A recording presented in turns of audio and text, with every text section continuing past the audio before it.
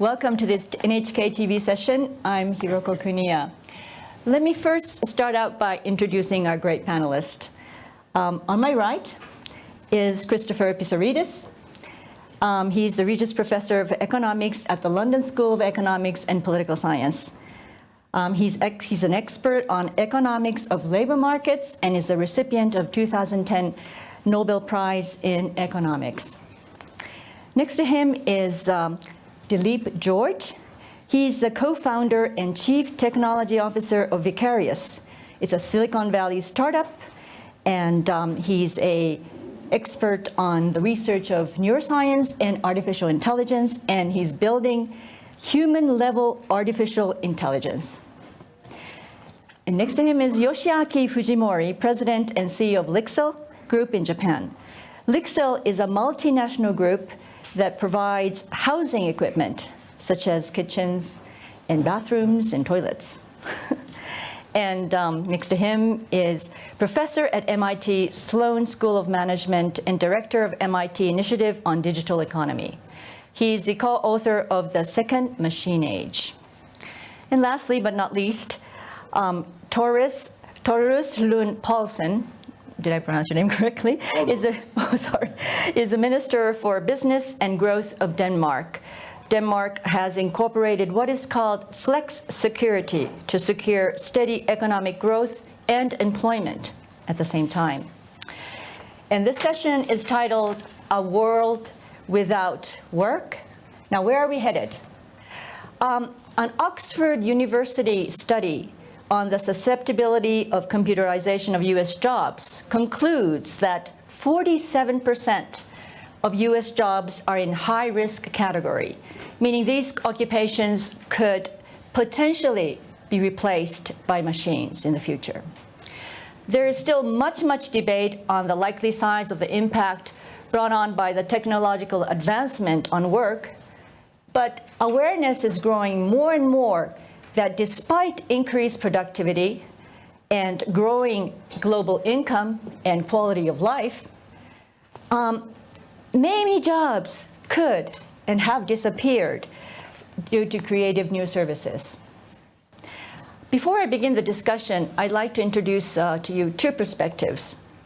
One, from the Club of Rome in 1997. The 1997 report says that increased productivity and falling prices is, quote, some way of achieving the goal to paradise. But the road to paradise is beginning to look very much like the road to hell, unquote. The question asked was that we are driving towards more abundance, but at the same time, towards zero employment and zero availability of money for many people. Another perspective, this goes back to way back in 1930, John Maynard Keynes. He warned also about the widespread technological unemployment, but he had a very different perspective. He said, man's struggle for subsistence may be solved due to technological improvements. He saw that man, for the first time, will be faced with how to use his leisure time. So here we are going to be asking questions. Are we driving towards more and more wealth with less and less labor? And with what policies and actions do we need to take to soften the impact on people? So let me first start by asking Mr. George. You are the cutting-edge Silicon Valley startup who is trying to build artificial intelligence. How far have we approached close to the mind of the human being? Let me just explain to the audience here that his company beat CAPTCHA.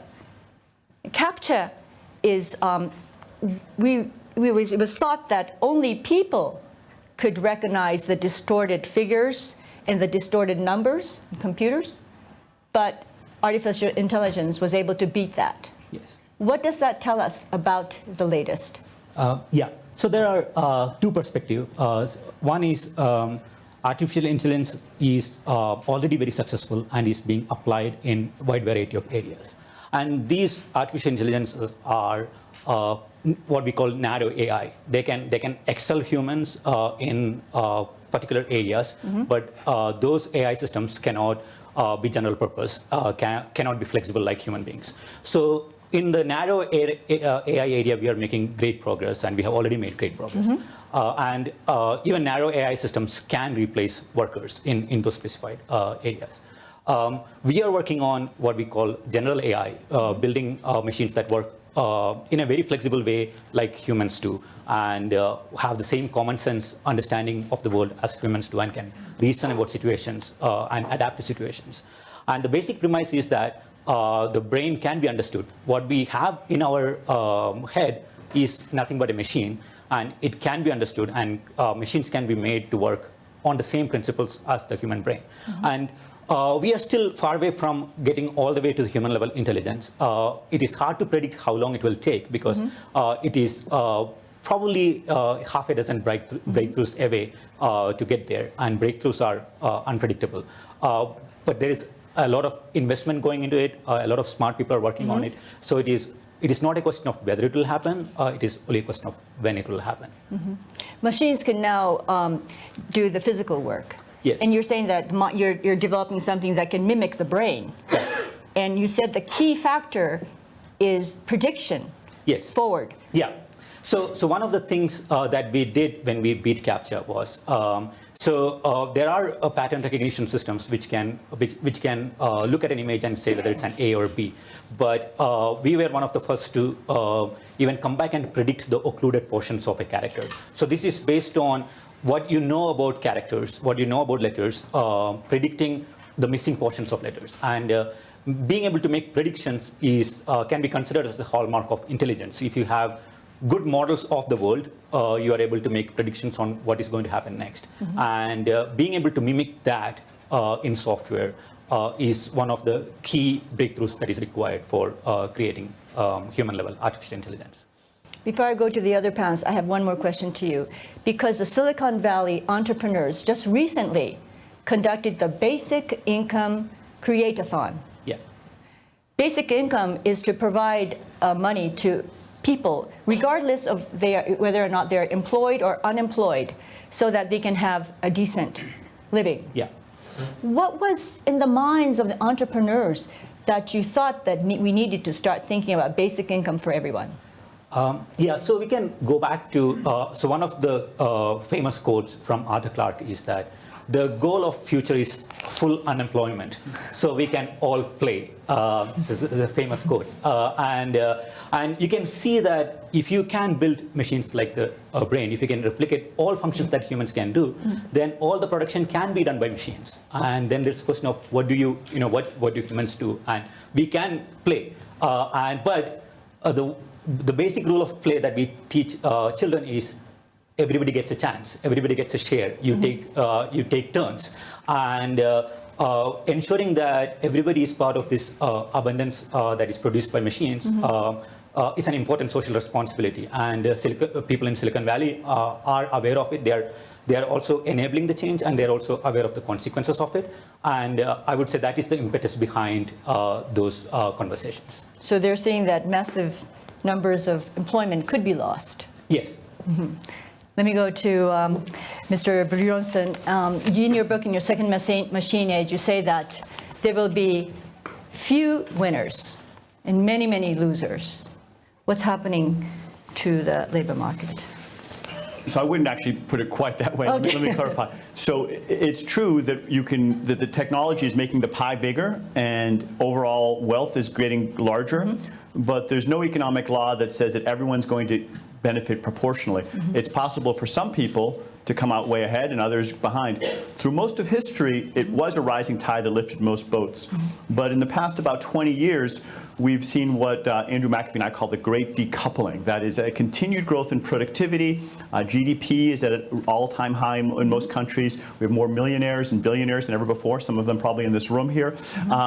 But median income, the income of the person at the 50th percentile, is lower now in the United States and many other countries than it was in the late 1990s. So the productivity has become decoupled. And part of the reason that's happened is that technological progress can be biased. You can have it biased towards high-skilled workers against low-skill or middle-skill workers. You can have it biased towards capital or labor. You can have it biased towards superstars or and against other people who aren't superstars. So those are all possible ways that the technology can unfold.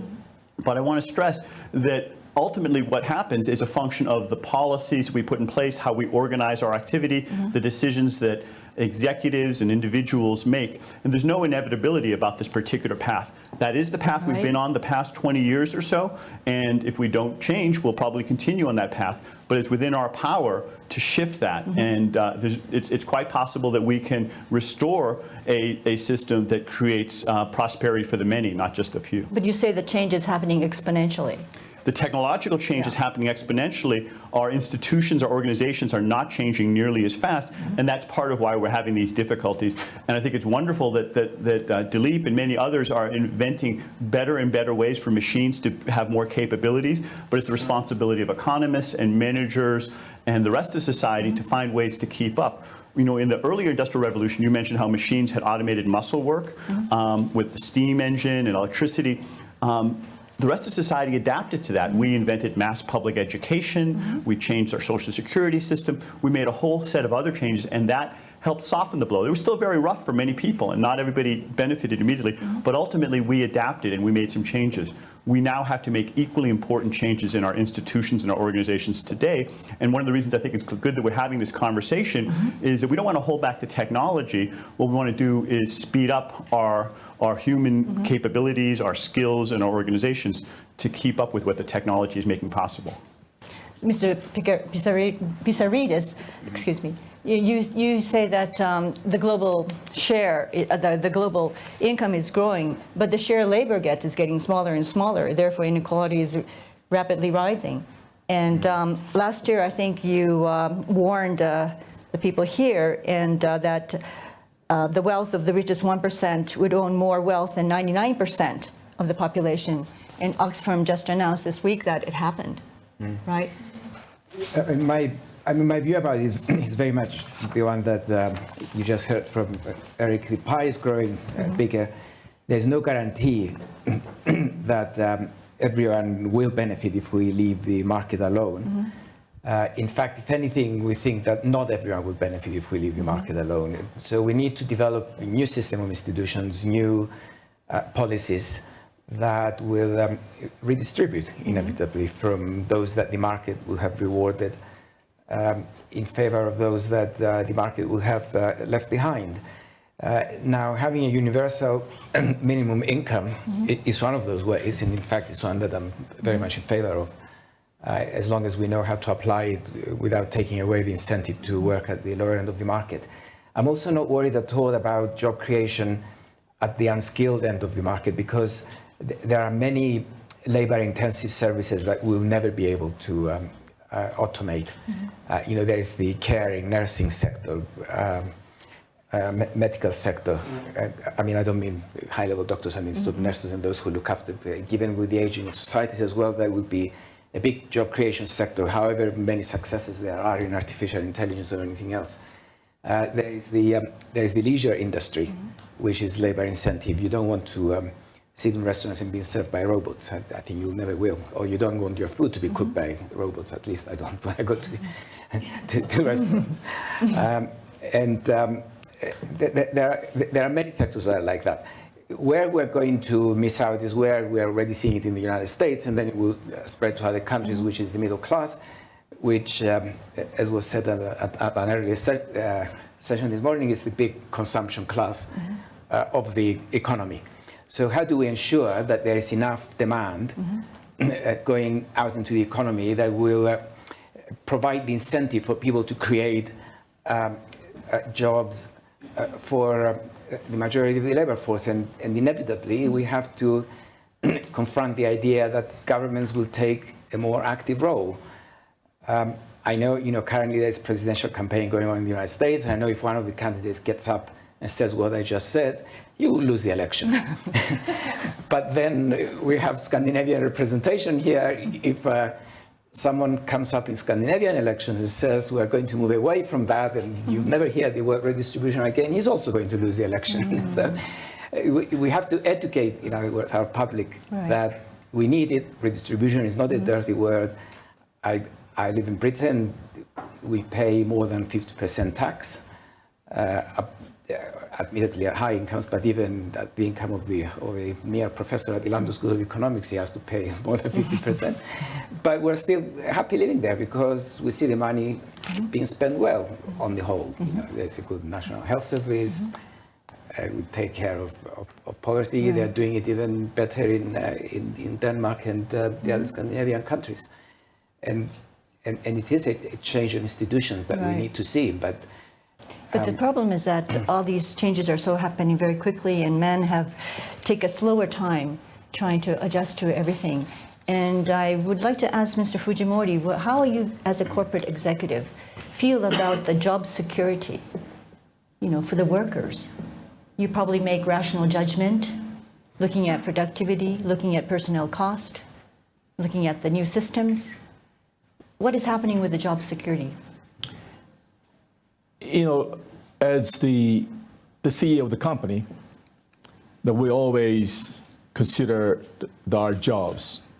And one side that we wanted to use everything possible to improve our productivity. If AI come in, we'll take it. You make it, we sell it, we use it, we'll make it more productive. Right. And also, as of right now, that we have about 100 facilities in the world. We have lots of workers over there with the highly productive machine that's coming up. I think we will hit some blue collars as well. And also, not only that, it will hit some of the white collar segment like marketing, HR, finance, etc. But having said that, what we are worried about is not that, because we can always retrain them to do higher value added work for them so the company can overall prosper. What we are worried about is the disruptive technology. Disruptive technology or disruptive business model will overtake us. So the whole company goes down by those disruptive technology or disruptive model. So we wanted to more think about a competitive strategy. We're competing with our manufacturers of our kind today. 10 years from now, 20 years from now, the league may be competing us, or maybe the Google may be overtaking us. So the business model will change dramatically with all these AI and new fourth industrial revolution come up. So we got to catch up all these. The question is, would we have our disruptive team within the company, or do we want to be more agile to adapt to the change quickly? It's our company's choice, but CEO, our industry has to think more of those, how to survive, how to improve our company. So the rational decision that each corporation will make is to be more productive and more competitive. Right. And even in your country, Denmark, you are promoting small and medium-sized corporations to increase robots, introduce them in more highly intelligent production facilities to increase competitiveness. But you could get into a vicious cycle of, automating, less workers, less demand, and less purchasing power. Isn't this a big dilemma? It is. It is also a concern, I can say. But when I'm traveling around in Denmark visiting companies, some of the companies that are investing in automation, that kind of thing, they are in fact able to create jobs now because they will be more competitive. Denmark has, because of our very high taxes and that kind of thing, also for companies, we have been exporting a lot of jobs out to other European countries and even also to Asia. So I think for Denmark, in fact, having this new agenda, that could be an advantage. But of course, some of the European countries, also in the EU, they will have a lot of pressure because some of the new technologies would send jobs away. Before, Mr. Burleson, when productivity rose, companies made more money, they hired more people, and even if people were replaced, there were new businesses that were created. So the cycle was not a vicious one. This time, do you predict that this vicious cycle could occur? I don't know. Because I think that- are we going to be able to make yeah. new services, I think more it's a- industries faster? I think that's a great question, and it's something that we have to take very seriously, because as I was saying earlier, I don't know for sure, and that worries me. There's no guarantee that we're going to continue what we did in the past, or whether we're at a turning point right now. I think we want to try to do everything we can to try to encourage job creation and educate the workforce and do our best so that we can continue in the positive way we've been in the past. But there are some disturbing trends. I mentioned earlier about median income. Also, if you look at new business formation in the United States, we hear a lot about the wonderful things happening in Silicon Valley and elsewhere. But if you look at the whole country, there's actually fewer new businesses being formed. There are fewer young companies. Entrepreneurship is actually lower than it was 10 or 20 years ago. It's been falling. And that's a disturbing trend, because ultimately those new jobs are coming from entrepreneurs. It's the function of an entrepreneur is to think of ways of taking technology and combining it with skills that humans have to fit a business, a consumer need, and putting those things together. That's what entrepreneurs do. We need more people to do that, because the old jobs are being automated. There's no question about that. I don't know whether it's 47% or what the exact number is, but there's no question that many existing tasks will be automated, and that should be a good thing as we replace some of those routine tasks, if we can find the new jobs and the new industries and the new goods and services. I'd like to see us working harder on developing those and developing the skills for the workforce so that we can fulfill those. Because ultimately, that will be the best way to provide for people, is to have people doing productive work. And that would be my first option before we go to a basic income or other sorts of things, which we may have to at some point. I think we can invest much more in education and entrepreneurship, research and development to reinvigorate the economy. Mr. Pissarides, where do you see the areas of growth for the labor market? Oh, there's no doubt that they will be in the service sector, and most of them will be in service. The service sector requires lower skills of the traditional kind, but it will require better skills in human communication, how you treat other beings. I mentioned the caring sector So it will be the labor-intensive. They will be labor-intensive, but they will require skills that are very different from the ones that our schools are giving people now. You know, they will be beyond. They should be able. They will be able to communicate better. Their product will not be one that they will be producing alone in a laboratory or in an office. They will be more involving other people more directly. So I'm all in favor of new forms of education, or at least an adjustment in our educational systems that will give these new skills. There will, of course, be jobs, and I hope there are jobs at the entrepreneurial level, because it's through entrepreneurship that we get the job creation and making investment more productive. And the United States is following. Of course, in Europe, that's rising much more. I mean, in Europe, we're behind where the United States is. I mean, startups is only now becoming a fashionable term in Europe, and many young people are moving in that direction, including my own son, I should say. So I see it in the family. So I should say, you know, I mean, the very first statistic you gave about 47% of jobs will be destroyed, and you panicked. I mean, you know, in China, in the 20 years between 1985 and 2005, I'm sure more than 47% of jobs were destroyed all over China. And no one will say that, let's panic, you know, what's happening to all these Chinese people. In fact, overall employment has stayed the same, productivity has risen, but that's because the economy during that period was able to create jobs of the traditional kind, manufacturing, sort of export, low-skilled export manufacturing. But what worries us is that if entrepreneurs create businesses, but are they going to be creating businesses that can absorb enough workers that were displaced by the smarter machines, the smarter robots? Mr. George, how do you see that? Is no, because machines will be able to do pretty much everything humans can do. and might even be better than us at doing those things because they don't get tired, they don't have children to take care of when they go back home. So they might be better at many of those things, and including eventually, not in the near future, communicating with humans.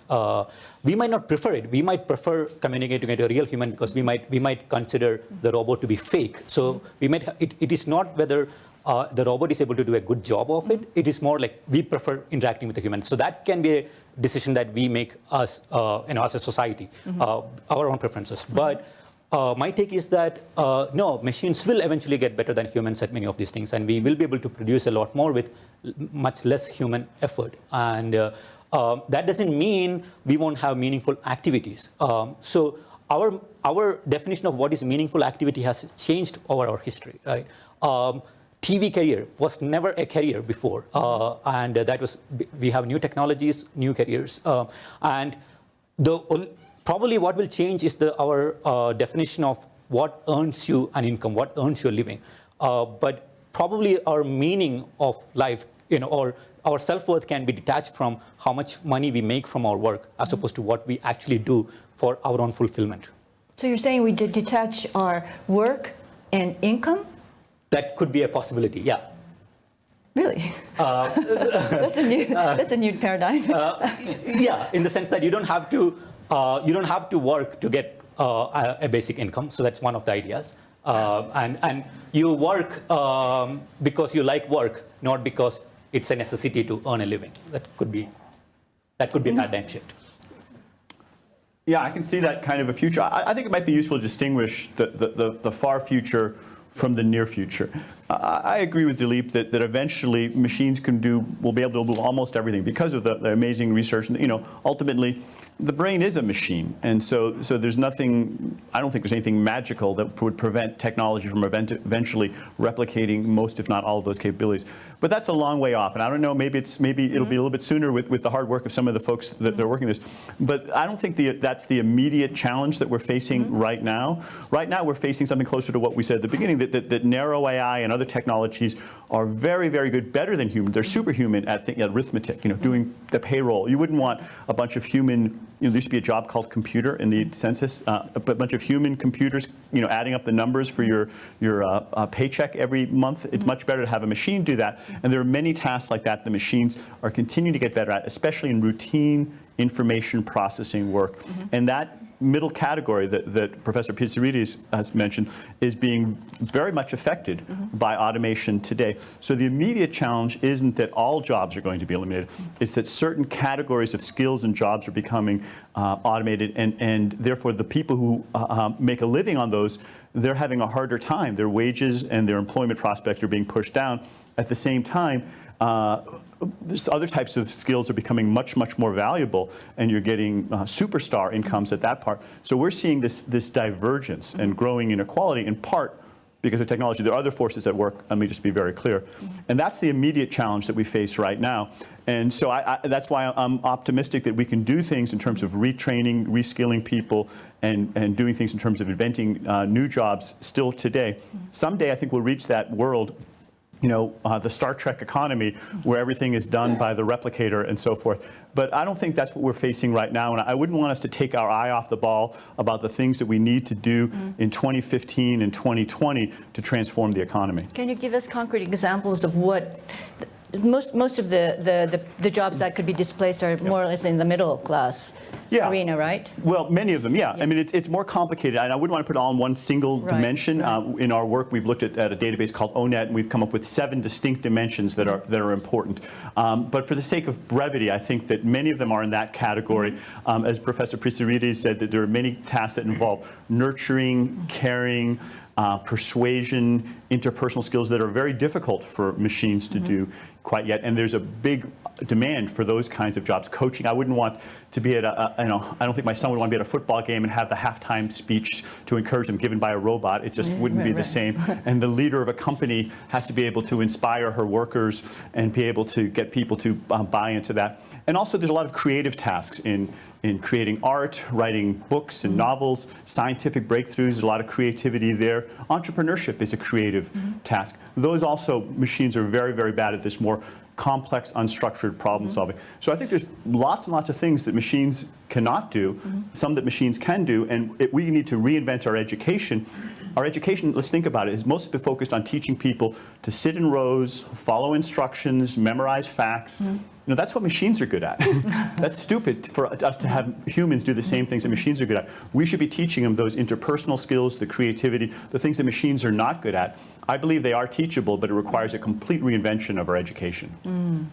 But machines can learn much faster than humans, and I wonder... Not in those categories. Not in those categories? Not well. I mean, you know, I will never say never, but you know, the immediate challenge before us right now is that in those categories, it's very hard to teach a machine to be truly creative. They can find simple patterns, they can recognize things, but to come up with a new business idea, I think that's almost impossible for a machine to do. Mr. Fujimori, yeah. Yeah, I can give some of the example of the demand-supply gap even today, that machine can do a lot of things, as you mentioned, especially in a corporate. So we don't probably need as many people as we have right now because of that. But on the other side, the lack of talents in the society, like elderly care, like a daycare or a child care. So those care things that are totally lack of talents and supply right now, But they especially tend in to be Japan. lower paid jobs. That's the problem. Yeah. So the whole society has to change. So if we know this era is coming, either to a higher degree or to a lesser degree, it's coming. And I think we have to think about the total social architecture or social system where we pay more those people like elderly care or child care so that their job is much highly recognized and paid for, so that some of the jobs who are lost in the corporation because of the machine learning can switch their job to those things that are highly valuable to the society. And I think government has to think about today for 10 years future maybe, or 20 years future, but we know that day is coming and we have to take an action right now. You know, I mean, you asked what kind of jobs would go with. I mean, you see them around us all the time. You know, I mean, I can give you an example from our university, so that I'm sure this holds for almost any company. I mean, like 20 years ago when I was doing research, maybe 25 years ago, I mean, I'm still doing it. I mean, 25, when I was doing research 25 years ago, we would write it, we would write something by hand, longhand on a piece of paper, and hand it on to someone that we used to call our secretary, then, you know, assistant. And then a week later, it would emerge as a typed paper. If you were lucky, a week later, it would emerge. If you wanted to make an alteration and have it photocopied, you have to wait a few more days, and it will involve 2 or 3 people. There were actually people who were doing those jobs. Now all those jobs have gone, they disappear. Those are the middle-level jobs. The people doing those jobs had education, a lot of them had university degrees, or if not, they had the one just below the university degree. Those jobs have gone.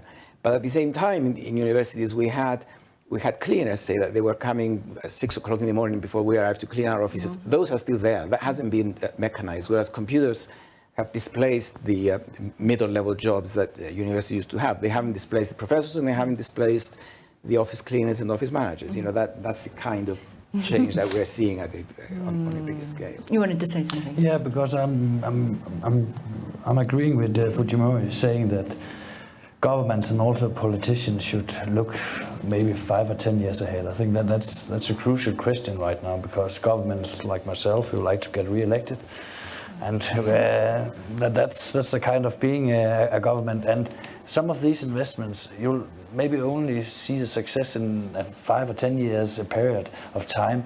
So the first thing that government should be able to do is also to confront what's going on, maybe in 2020 and 2025.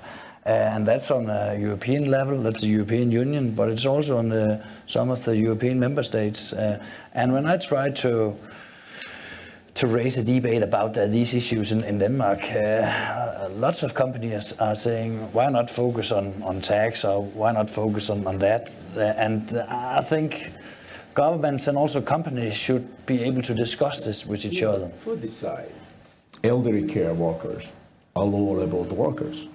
Government can decide that's high level workers if they're skilled. So its social ecosystem can change to absorb those gaps.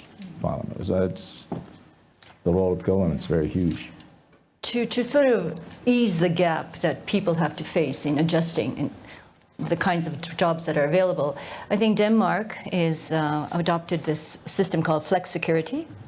Flex security mean very adjustable hiring and firing policy. You have good unemployment benefits and then good training.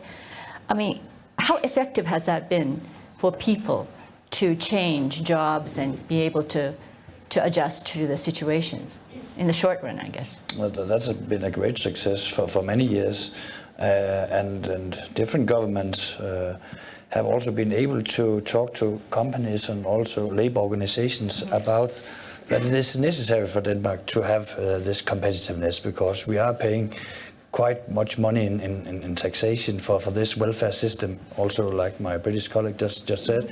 How many years of unemployment benefits can you get? Oh, it depends on how long you've been on the labor market, but you can get about 2 or 3 years benefits, and have you then also some other benefits. You can even have more social welfare, but I think it is crucial that, of course, if you lose your job, you should be able to come back to the labor market. And I agree on what Erik has just been saying, that we'll be able in Denmark, hopefully in the future, also to focus more on education, because education is the future, trying to give the unskilled workers a hope and also a possibility to come back to the labor force. And education for me is number one, and that will be the link back to companies and also back to the labor market. If I could add on that, the many countries, in fact, we had in Southern Europe in particular, many governments think that if they protect the job, employment protection as they call it, then they're helping the workers. In fact, that's not the case. What the government needs to do is to protect the worker, the worker's income, is to find a way of guaranteeing a good standard of living for the worker, and leave the job alone, leave the employer deal with the job, because employers are much better at knowing what kind of jobs are good and what's productive, much better than the government. And Denmark probably does it better than any other country in the world. But that's the basic idea. The government gives security to the workers and flexibility to the employer. And that combination is the best one in terms of adoption of new technology and adapting to new to new challenges in the economy. Now, the challenge the government has to face is how to protect the income of the worker and the living standard of the worker without creating disincentives. In other words, bring the worker back into a job in the way that Minister Poulsen was saying. But there's been a lot of research in that field. In fact, my research is very much along those lines, and we do know how to handle it. And again, Denmark, Sweden, Netherlands, I should say, they are handling it well. They're a good example for other countries to follow. I wonder. I just wanted to introduce a quote from Keynes again. And he said that spread the bread thin on the butter, to make what work there is still to be done to be widely shared as possible, which means like work sharing. Yes.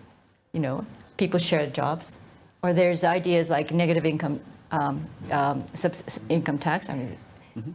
I mean, what do you think are the effective policies that could enhance decent life, but at the same time allow people to move on to the next? Well, I would build very much on what Professor Pisaretti said, is that we really face a fundamental choice. Do we want to protect the past from the future, or the future from the past? And by that mean, do we want to preserve the existing jobs, the existing industries, everything the way it was? And you see companies lobbying the government to be protected. Uber is having a lot of trouble in the United States and Japan, especially here in Europe, to introducing a new way of delivering rides to people. And some of the owners of the taxis and the taxi medallions and the existing services have been very successful in blocking it. But you can go through many, many other industries where where that's happening. And I think there's an instinct for governments to say, hey, we want to preserve these jobs, we want to hang on to the way things they are. But that's always, 100% of the time, a failing strategy. And whatever number of jobs gets automated, that's not where we should be focusing. It's actually good and productive for jobs to be automated. What we need to be focusing is on inventing those new jobs and making it easier to discover and develop them. And as we do that going forward, we may find that there's more flexible work arrangements. When I talk to some of the people in the so-called on-demand economy, next time you take an Uber, you can interview your driver. I ask, are you being paid more? And many of them say, no, not really, but I'm much happier because now if I want to work on Saturday morning, I can work. If I want to take off a Friday afternoon to be with my children, because many humans do have children they want to take care of, then they can do that as well, and they have much more flexibility. And it turns out to be a plus for them. So there's these new ways are being invented that benefit the consumer, benefit the worker, and in that case, obviously, benefit the investors, the founders as well. So that's a possibility. Going forward, it wouldn't surprise me if, as our living standards rise, we choose to have much more leisure, as John Maynard Keynes suggested. He was a little bit off, and if you follow up on that quote that you were making, he predicted that by our era, people would be working maybe 12 hours a day. 15 hours. A week, sorry, a week, not a day. Hours, 15 hours a week. Yeah, some of us are working 3 hours a day. 3 hours a day. Yeah, so yeah, and he was not right about that. He was pretty much accurate about predicting how wealthy we would be, but I think he underestimated our appetite for consuming a lot of the new things that have been invented. Right. But even holding that aside, it's certainly true that the work week is much shorter now than it was in 1929 when he first wrote that draft of that, or 1870. It's been falling, and I think that's mostly a good thing. People can spend more time doing other things, and as long as they are able to have enough income to take care of their basic needs, that's a choice many people will make. There's another argument that if the changes are so fast and that people are not being able to adjust to it, should we control the pace of the innovations? Should regulate? Probably not. I don't think that's a good idea to control the pace of innovation, because I don't know what the side effects are from that. And I don't think that it's a reasonable way to control the pace of innovation. How exactly to make that happen. It's better to let innovation take. But do you want to keep automating everything and bringing, Yes. taking it? Yes. Yes. No, but as long as we do the other things. Yeah. Okay, so let's just focus, as I was saying, on protecting the future from the past, and have that. And look, what are we talking about? We're talking about a world. Let's just be very clear: a world with a lot more wealth and a lot less work. Shame on us if we think that's a bad thing. I mean, that's just weird to think that that's a bad thing. It should be a good thing to be able to have more wealth with less work, but we have to do it in a way that we distribute things It's scaring equitably. everybody. And understandably, because right now our current system isn't letting people share it. It's been benefiting the few, not the many. But it doesn't have to be that way. There's nothing fundamental baked in. Those are some societal choices that we can make. Well, I should have to say that shame on us for telling me it's a good thing, and shame on our politicians if they're not brave enough and get up and say that and say this is what I'm going to do and vote for me. This is a group that can influence that. But most of the government today tends to block the new things coming in. So I would go the other way. The government should accelerate even those new things coming up and disruptive technology replacing existing technology. I mean, most of the countries are tighten much more regulations, and they are more protective from those new businesses taking over existing businesses. I don't think it's the right thing to do. So Japan is the same way, and then the other countries the same way. I think government should relax all these regulations to allow new businesses to emerge. But, Mr. George, isn't it true that some experts say that people who can be hired by the new entrepreneurships are those who are immune to unemployment to begin with? And only those who are immune will be hired. Well, I think one, technology can help retrain people, and also people plus technology can be a very powerful combination. Plus, I think every human being has the ability to be creative, and whether it being on entertainment side, crafts, thinking up new ideas, exploring the rest of the universe. So every human being has the capability to be creative, and we are creative when our basic needs are met.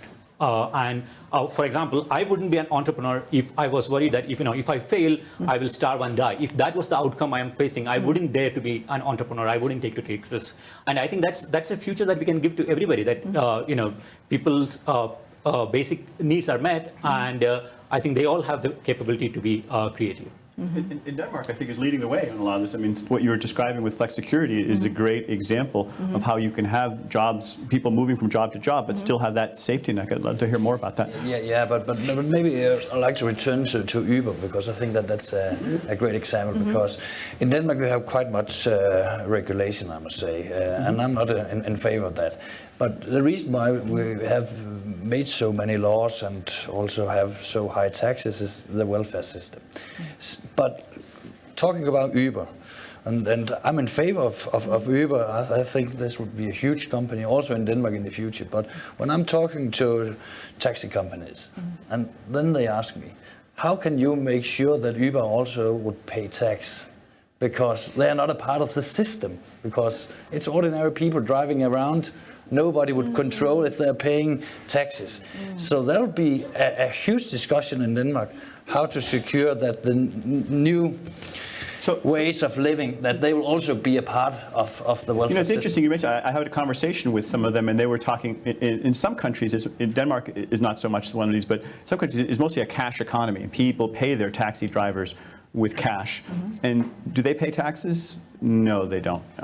But when they go with Uber, they have no choice. They pay with a credit card. All of that's recorded. So in many cases, it's bringing it into a part of the economy where the taxes can be paid. So in that sense, it actually could be helping on that dimension. I think in Denmark, people probably already are using cards anyways. Yeah. The question is which creates more jobs. Protect taxi drivers, or if you open up, you create probably 10 times more jobs. But I'm not protecting. I'm just trying to give you some dilemmas in Denmark about this issue. Also concerning Airbnb, that has been a great success in Denmark, a huge success worldwide. But of course now hotels and that kind of companies are coming to me saying, oh, it's not a fair competition because they don't have the same regulations that we have to fulfill. I wonder if there's possible to have innovation that can collaborate it with the human sort of aspects that humans are good at and amplify that. At the same time, allow the innovation to move forward to bring those qualities of human talent and robotics together. I mean, do you see such sort of entrepreneurship rising or possibilities? I think that's a great thing for us to focus on. There's a tendency to focus on machines substituting for humans, but machines can also complement humans. And many of the great technologies, I mean, think of when airplanes were invented. Before that, there was no need for pilots, but to fly an airplane, you need a pilot, and so that became something that augmented our ability. We couldn't fly before. Now, with a machine and a human together, we can fly. So that's impressive. Going forward, there are things. I was talking to some people just earlier today about using Google Glass. And to have what they call augmented reality, where it can give you guidance so that if you are a plumber or you are repairing a car or you're doing surgery or whatever, it can overlay some of the guidance so that you do things correctly. Even nurses may be able to do things that they previously weren't able to do, new sets of skills by having the machine augment them. And instead of replacing labor, it makes labor more valuable, allows workers to do new things. And there are many other examples where machines are complementing humans, and the more we see of that, the more we'll see wages going up instead of down. Should we try to sort of have policies lead towards that than just automating? It's difficult, but let me just, in terms of the policies, I think one of the things we do right now is we tax labor very heavily. And so if you're an entrepreneur and you have $2 billion ideas and you're trying to decide this $1 billion idea or that $1 billion idea, this is a problem a lot of people have in in Silicon Valley. then the way it currently set up is if one of them hires thousands or hundreds of thousands of workers, there's a huge tax burden associated with that. There's a whole set of taxes that are associated and benefits and so forth. If the other one requires no workers, then you don't pay those taxes. So the government right now has their thumb on the scale saying, we're going to penalize the business that creates a lot of jobs and not the other one. And so that's probably not what we want to do. If anything, we'd like to do it the other way around with, say, like an earned income tax credit that rewards people for working and creating jobs. We can also do things in the private sector. At MIT, we have created something we call the Inclusive Innovation Competition, where we are launching now, and it'll be the winners will be announced in September. Companies and innovations that are using technology to create shared prosperity as opposed to narrow prosperity. And we think that by spurring more innovators and more entrepreneurs to do that, we'll invent a lot of new ways of doing that. Just as the DARPA Grand Challenge helped invent the self-driving car, we're trying to do that for business models. On the taxation, I mean, I was taking it away a little bit from our main topic, but switching from labor tax and income tax to consumption tax would deal with the problem. And it's not difficult to monitor a consumption tax. You know, just like now we declare our income and we pay tax on our income, we'll declare our savings as well, and we'll pay tax on the difference between income and savings as a consumption tax. Mr. Fujimori, you've been talking about we should, deregulate and be able to do incorporate innovations. Other than that, what should corporations start thinking about with regard to this employment? We have to, we talk a lot about retraining, and retraining is responsibility for the corporation. If we know the future, and I think we're almost crystal clear that we know the future, that's what we're talking about, that we have to start to retrain the people. And also we have to work with the government to really create the future talent to be more adapted to the future trend. So if we need more of digital science or cognitive science, then we have more education to generate those people as opposed to the traditional electrical, mechanical engineering, which is not going to be a major force in the engineering side of it. So the education, but what the corporate can do is to retrain them to be more innovative, to be more creative, so that creativity and innovation can match with the technology advancement that Dilip and Eric has been talking about. Eric, you talk about in your book that communities where people are working are much healthier. Although we've been talking about what's wrong with more and more wealth with less and less labor. But communities tend to be much more healthier if people are working. Yeah. Right. Yeah, and this is one of the things that concerns me. Voltaire put it very eloquently.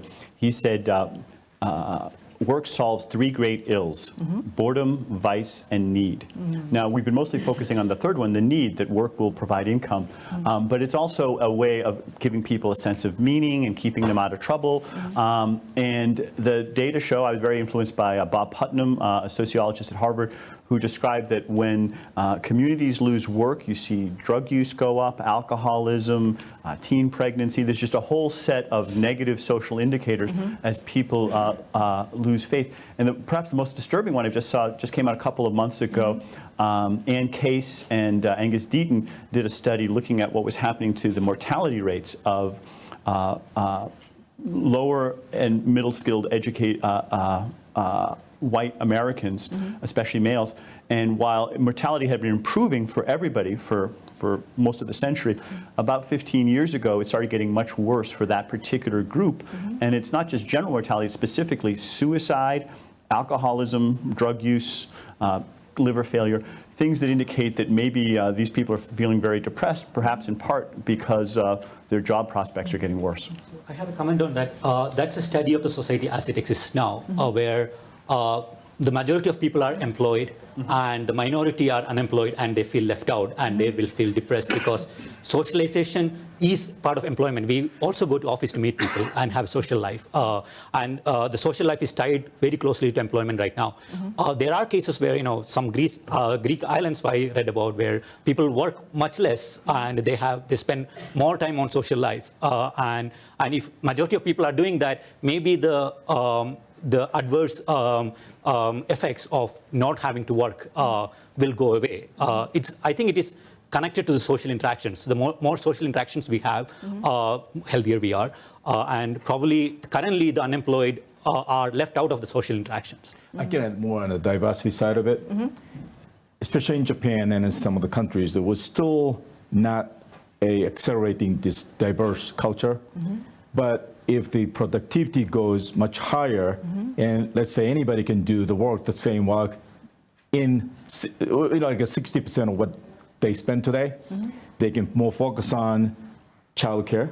They're more focused on what they can do together to generate more population. That would help the accelerating diversity as well as maybe for Japan, declining population. So I think it's a good thing. So I think we have to think about sharing prosperity also, right? And this is where government has a very active Right, role to play. There's no other way of doing it. Well, this session is on a world without work. So I'd like to ask the panelists, what's going to be determining whether or not we will have a world without work or not?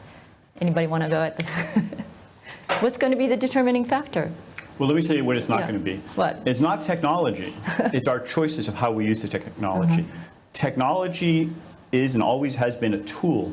We have more powerful tools now than ever before, which means we have more power to determine what our future is going to be. And we should never forget that ultimately the choice is in our hands, and it's going to be in the choice of the politicians and the people who elect them and the people who influence them, many of them at Davos this week. So let's just remember that ultimately it's our choice, not something that happens to us externally. Okay. It's our choice there. Technology will probably, and high productivity will probably give us fewer hours of work overall, but not necessarily fewer employment. I mean, we didn't say anything about the Netherlands. They have, if you look at annual hours of work that are performed in the Dutch labor market, you'll see that it's one of the lowest in Europe. Their employment level is one of the highest. They found a way of indirect sharing that labor, and it's also one of the countries that shows one of the highest job satisfaction levels in surveys they're doing. This is one way of sharing work, and in fact, I'm very disappointed to see a lot of the American literature. Recently I was reading a book by a very successful startup in California, criticizing Europeans for being so lazy. They take 6 weeks vacation and they only work 35 hours a week. But in fact, that's the future. That's what ensures that we're sharing prosperity. Okay. Well, on that note, I'd like to thank all the panelists. Thank you for joining us. Thank you.